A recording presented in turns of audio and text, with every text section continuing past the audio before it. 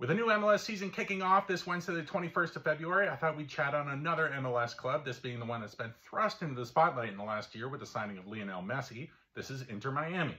The club was founded in 2018 by David Beckham. They played their first season in 2020. What you're looking at above you here is their 2022-2023 home kit with a distinct home color of pink, and they also use black as a secondary color.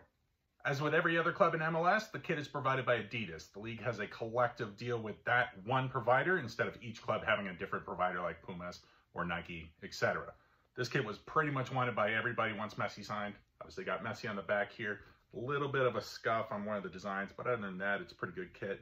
I like what they've done with it on the sleeve. It looks like they got a little bit of a heartbeat kind of rhythm here. Pretty cool look. Every time I talk about an MLS club, I try and include one piece of information that's specific to MLS just to gain some knowledge on it. So this time around, I don't think we've talked about franchise fees. Essentially, this is the money that an owner or a new team has to pay to the league in order to join the league as an expansion team. That money is accepted by the league and then spread amongst the other teams. So Inter Miami had to pay that money in order to join the league. When these fees started back in the day, they were pretty much just a couple $1 million. Nowadays, they're about $500 million for probably the next club that will come into the league at some point. They've capped at 30 for the moment, but at some point they'll add another one. The interesting thing here is in 2018, Inter Miami paid just $25 million.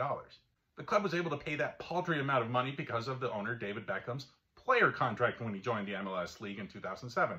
When he started playing for LA Galaxy, his contract had a clause in it that said that he could, after retiring, have an expansion team of his own for just $25 million. So they got an incredible deal off of all of that. At the time, the next club that joined the league was San Jose Earthquakes. They paid $20 million. The league's latest club paid $500 million.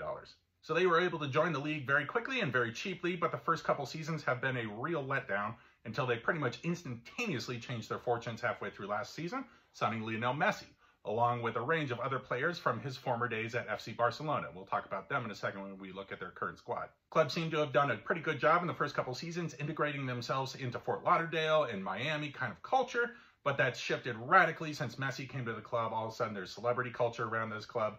Things have shifted, as well as prices for tickets at matches going sky high through the roof. Messi joining the club had an immediate impact on silverware as well. This club has played for just a couple seasons. Last season, once Messi joined, they had a really good run in the first ever full season of the Leagues Cup, a new competition between MLS and Liga MX from Mexico.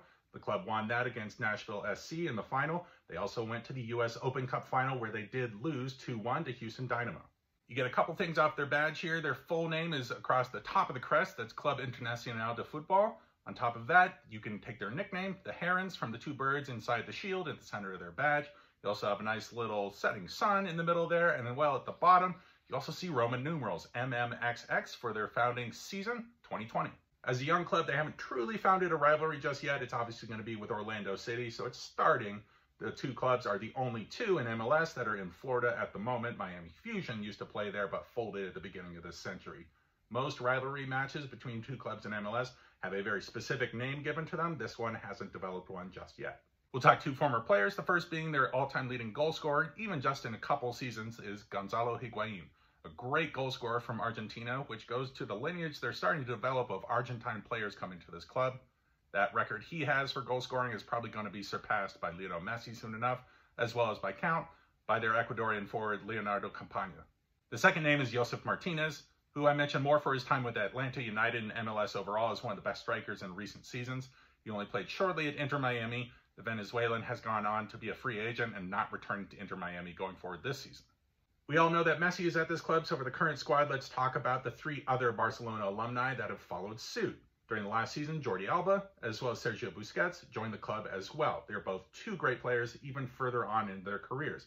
The final came this offseason with Luis Suarez joining the club, with El Pistolero being another great asset that the club can rely on. They have four former Barcelona players in this team. So the club's rumored with a lot of other Argentinian talent beyond Messi, but they do have a good lineage with American talent coming into the club. So let's talk about that.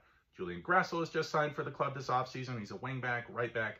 He's good attacking as well defending. This is going to be his 5th MLS club. Their goalkeeper is Drake Callender, who's starting to get a couple looks at the U.S. men's national team, and while he's not going to be the #1 for his nation, he is going to get some playing time throughout friendlies and a couple other matches and might grow in stature for the national team. And the best young American talent they have is Benjamin Kramashi. He's a young player at 18 as a midfielder. He's starting to get a lot of good growth and influence from Lionel Messi, and he's come into his own just since he's come to the club.